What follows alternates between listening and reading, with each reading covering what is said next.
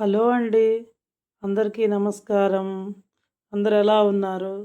మనం ఇంతకు ముందర జూలై 16వ తేదీన పూరి జగన్నాథ రథయాత్ర ప్రారంభమైందని చెప్పి తెలుసుకున్నాం గదా!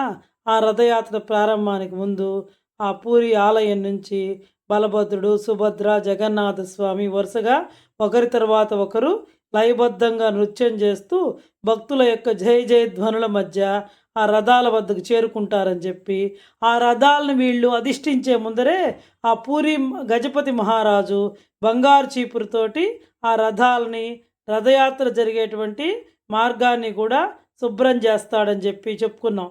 అంటే దీన్ని బట్టి మనకేమర్థమవుతుంది అంటే, కులమత భేదాలు లేకుండా భగవంతుని దృష్టిలో అందరూ కూడా సమానమే.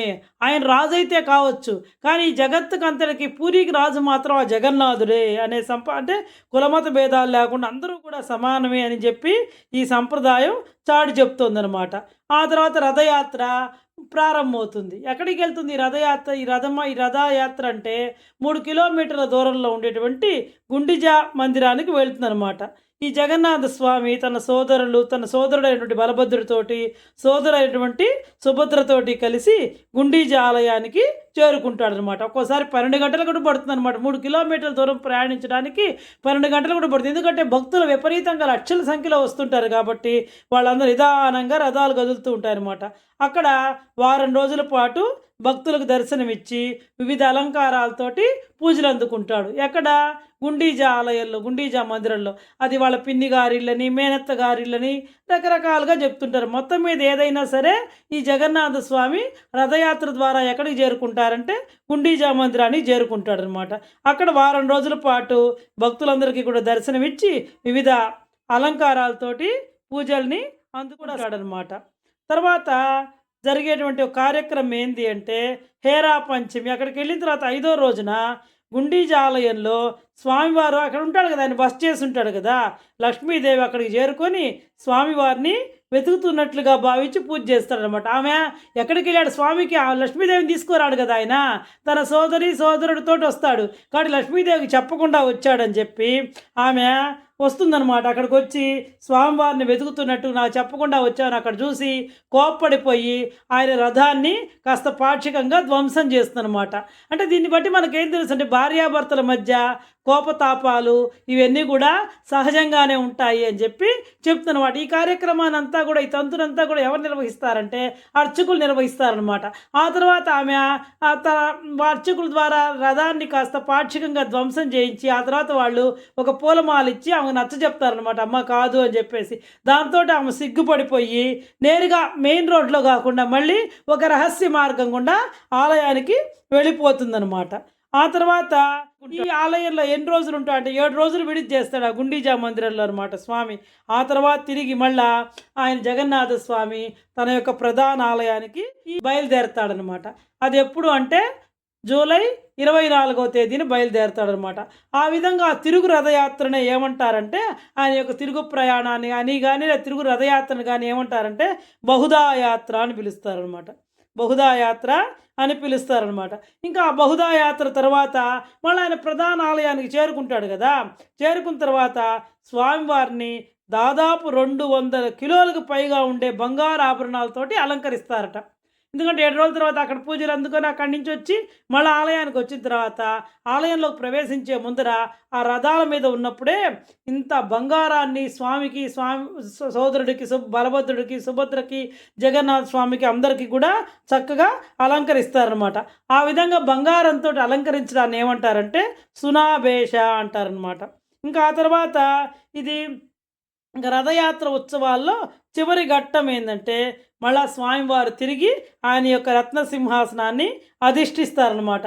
ఆ గుళ్ళోకి ప్రవేశించే ముందర లక్ష్మీదేవి అలిగి లోపలికి రానిద్దనమాట, తలుపులు వేసేస్తుందనమాట. అప్పుడు స్వామివారి తరఫున అర్చకులు బతిమిలాడి ఆమెకి రసగుల్లాని తినిపించి, స్వీట్ తినిపించి, లక్ష్మీదేవిని బుజ్జగించి, ఆ తర్వాత అలిగినటువంటి తన భార్య అయినటువంటి లక్ష్మీదేవిని స్వయంగా జగన్నాథుడే బుజ్జగించి మళ్ళా ఆలయ ప్రవేశం చేయడం ఈ వేడుకలోని విశేషం అనమాట. దీన్ని ఏమంటారంటే నీలాద్రి విజయ్ అంటారనమాట. నీలాద్రి విజయ్ అనమాట.